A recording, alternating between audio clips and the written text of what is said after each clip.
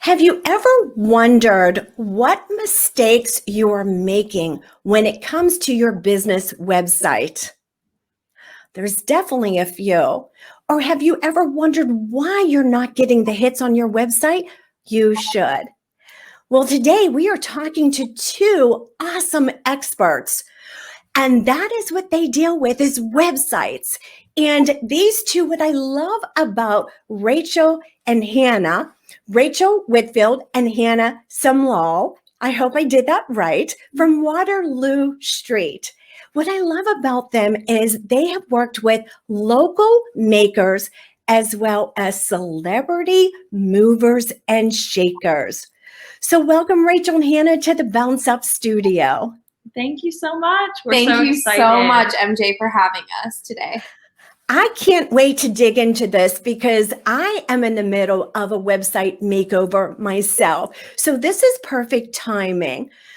So could you give me a little bit of an idea on what platform you prefer to use when it comes to designing websites? Yes, of course. So the platform that we use that you may or may not have heard of, it's kind of an up and coming platform. It's called Show It. And what we love about it is that it is completely drag and drop customizable. And we've worked in all the big names, WordPress, Squarespace, Wix, and we have found it to be by far the most user-friendly platform in terms of making edits to your website and making it completely customized to your business. This is a brand new one because I have not heard of it, and I have heard of a lot. So Show It? URL is showit.co. Okay, awesome. So with it, and let's just back up a little bit. Though you have your own business right now, you both worked in New York City for several big corporations. So you have a lot of experience when it comes to website. Did I get that correct? Yes. So this is Rachel, and I have been designing websites and building websites for 8 years.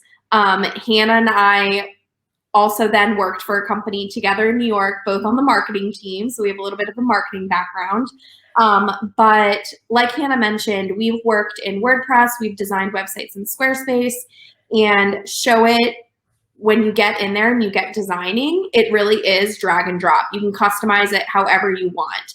And the reason when we started designing websites that we went with a platform like Show It is because, 8 years ago when we were designing websites, everything was custom coded.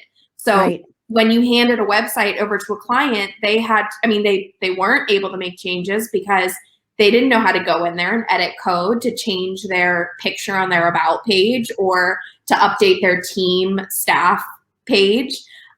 So that was super important to us when we started designing websites, that we could hand the keys over to a client and they could have complete editing access to their website.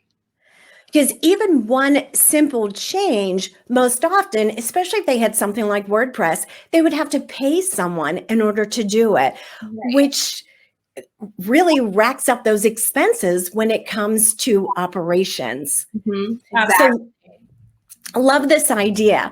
So with it, what are three, because I'd love to dig into mistakes, because most often we don't know the mistakes we're making. And I know with working, the two of you, with working with a lot of different types of businesses, you have seen more mistakes than most people. With it, so what would be the number one mistake? Sure, that's a great question. So the number one mistake we see on websites is not having your website mobile responsive. Some people refer to that as like mobile friendly, mobile optimized, but basically being able to view your website as a whole on a mobile device. Last time I checked this statistic, it was over 80% of users when they visit your website are viewing from a mobile device. I would highly encourage you to take a look at your Google Analytics if you have it installed on your website and see, it'll tell you the breakdown of desktop users versus mobile users. And if your website is stretched out across the screen and is not optimized for mobile use, people can't read what you're offering, and in turn, you are leaving money on the table. That's crazy. 80%? Last time I checked, it was over 80% were viewing websites on a mobile device. So I'm sure it's more than that by now. Right? Wow. At one time, it was somewhere around 50, and this wasn't that long ago. It has jumped that much. Mm-hmm. Do you think it has jumped that much because of the pandemic? Has that caused more people to do more searching on their phone? I would say that it has a lot to do with social media, because obviously with social media, more businesses than ever are on Instagram or on Facebook, and they're clicking through business profiles on, a lot of people don't look at Instagram on their computer, right? So Right. clicking through links on their phone. So any website that you visit through Instagram, obviously you're pulling up on your phone. And I think that probably, obviously the rise of social media has a lot to do with it. Pinterest, same thing. Searching like boutique websites. If you see a shirt, you click through on Pinterest and it'll take you to their website. So a lot of things that you're searching on your phone quickly, you're going to be going to their website on your phone. Which makes so much sense. So mistake number one is making sure that it is mobile responsive. So what would be mistake number two? I think mistake number two would definitely be not having calls to action on every page of your website. So Okay.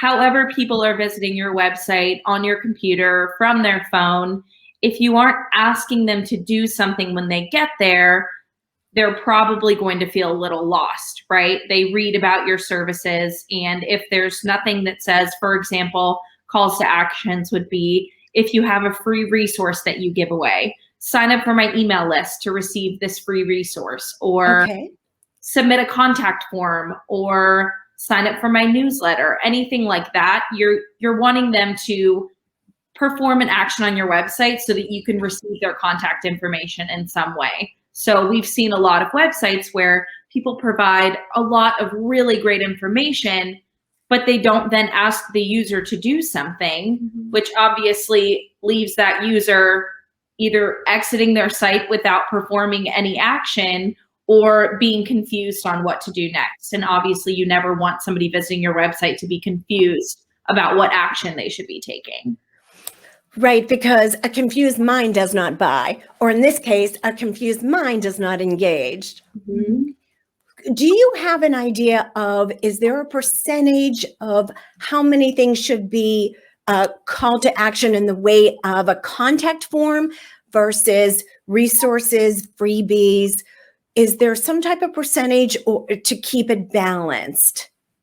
I would say it depends. So obviously there's the 80-20 rule, right? Where you should be providing 80% value to your audience and selling the other 20%.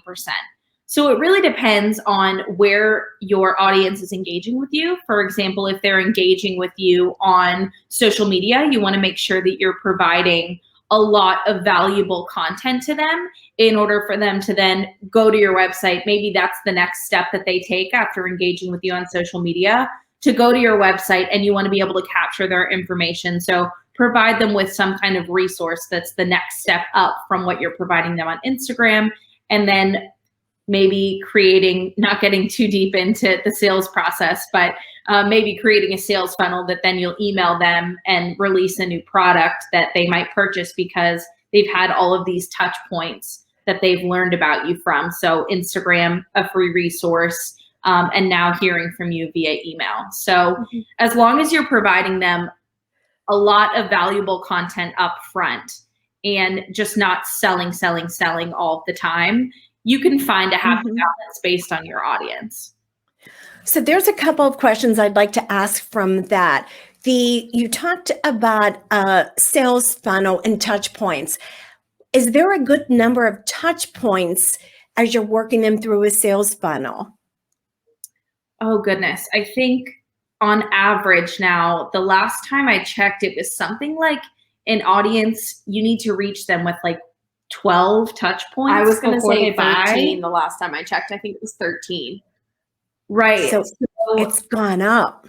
Right. So that would be, and just because obviously we're all being bombarded with ad information all of the time, especially since we've all been home for the past year, that all of the information that we're receiving is digital. So that could be anything from seeing an Instagram post of yours, receiving an email from you, hearing a podcast, listening to a Clubhouse chat, watching a TikTok video. I mean, I think that the reason the number has gone up is because we're consuming information from triple the amount of platforms that we were even just 3 years ago.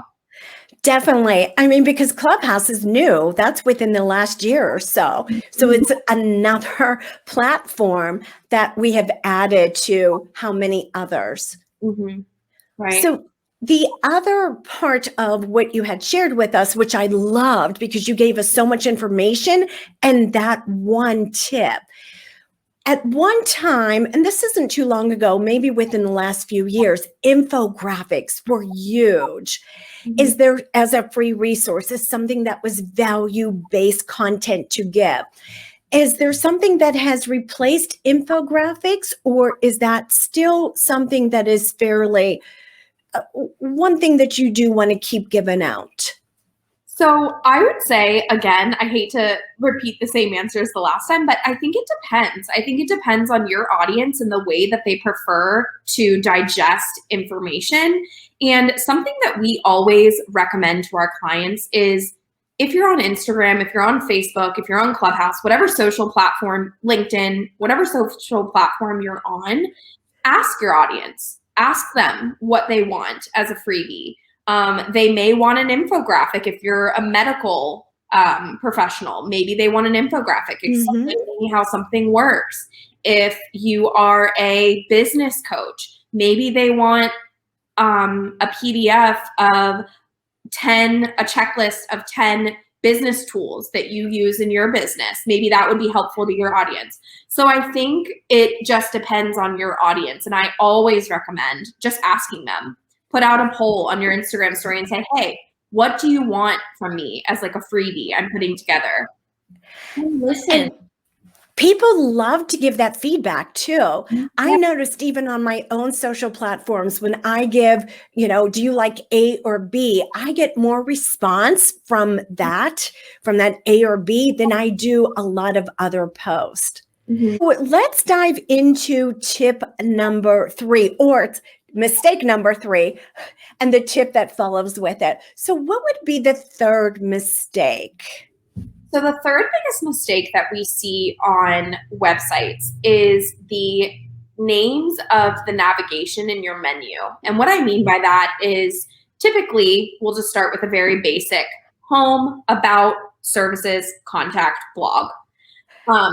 We see a number of times people like to use the names of their services in the main navigation. And I think it's great. I think it's great to name your programs and to name your services. But as a user coming to your website, I have no idea what that is. I don't know if that's a book that you wrote. I don't know if it's the name of a service. I don't know if it's the name of a blog that you wrote. A podcast. Right.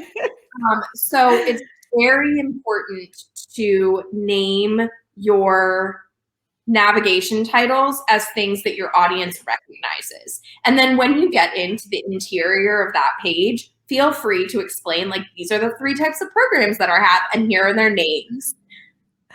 Oh my goodness, I am so guilty of that mistake. And with my website, I had called, because I have several books, but I wanted them listed, and I have Bounce Up. Well, you two know what Bounce Up is, and a lot of people I work with know what Bounce Up is, but the general public does not. Bounce Up is a book. It's also part of my brand. And it had taken me a while to admit it, that I needed to take it down and put up books. So I am so guilty of that mistake. As creatives, we want to make things our own. You know what I mean? So it makes total sense, but unfortunately, menu navigation is the one thing that we're like, keep it simple, keep it straightforward, just so that people coming to your website can know where to go and where to access the information that they're looking for. So to spin off of that, since we're talking about the navigation bar, would you suggest what words would you suggest? So someone who has products, books, programs, so forth, would you call it shop or would you call it books and then / programs? What would you put it under? I think it depends on what your title is that people know you as, right? So if they know you as an author, they're going to come to your website, and if it was named shop, then they would know that under that shop, they're going to find your books. If you are a coach, then they could see shop and know, oh, I'll probably purchase their programs there. So I think it would, obviously it's specific to every different entrepreneur, every different business owner, what you're going to call things. But we usually go for home, about, services, blog, shop, contact. So Okay. I'll add a free tool that you can use that might be able to help. Okay. The tool is called hotjar.com. I'm And writing that down. yes, it is a free service. I think up to 1,000 visits. You have to re-enable it every 1,000 visitors. But what you do, we use it on our website. You can embed a tracking code on your website, and you can actually record visitors on your website and the actions that they perform, how they perform them, how much time they're spending on each page, what they're doing, how they're scrolling, what they're clicking on, anything. And I highly recommend, if you're getting ready to do a website rebuild, or even if you have an existing website and you're just curious to know how visitors are engaging with your content, this tool is extremely helpful, because if they're hovering, say they go to your books page or your shop page and they're hovering over the word books, maybe you play around with changing the menu title to be books instead of shop.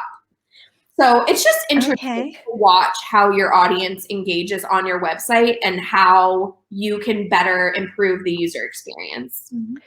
Thank you so much. What an awesome tool that you have provided for everyone. Truly appreciate that. I will be adding that to my website. Now, do you have one last minor tip as we are getting ready to wrap up? I have one. Make sure you are on your website somewhere, your face, and an introduction about who you are, because people buy from people. Makes absolute sense. Yet, I would say I know a number of people that do not have their photo on their website. So that's a good reminder. Yeah. Thank you, Hannah and Rachel. Thank you so much, MJ, for asking us to be on today. Absolutely loved it. And I gained some knowledge myself. Great. All right, viewers, this is MJ Callaway signing out with Hannah and Rachel. And remember to make it a bounce up day.